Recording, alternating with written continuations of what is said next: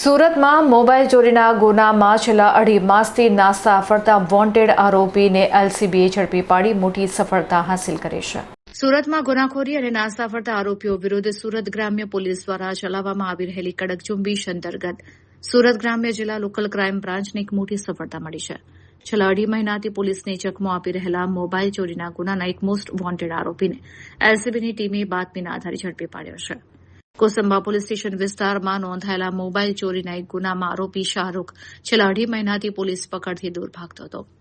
સુરત ગ્રામ્ય એલસીબીની ટીમે technical surveillance અને હ્યુમન ઇન્ટેલિજન્સના સચોટ ઉપયોગ દ્વારા વોન્ટેડ આરોપી શાહરૂખને શોધી કાઢી તેની અટકાયત કરી છે.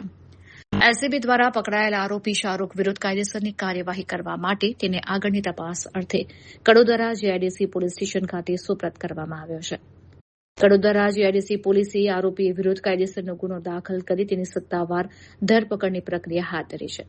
આ મોબાઈલ ચોરીના રેકેટમાં અન્ય કોઈ શખ્સો સામેલ છે કે કેમ અને આરોપીએ અન્ય કોઈ વિસ્તારોમાં ચોરીની ઘટનાઓને અંજામ આપ્યો છે કે નહીં તે દિશામાં વધુ તપાસ અને પૂછપરછ હાથ ધરી છે.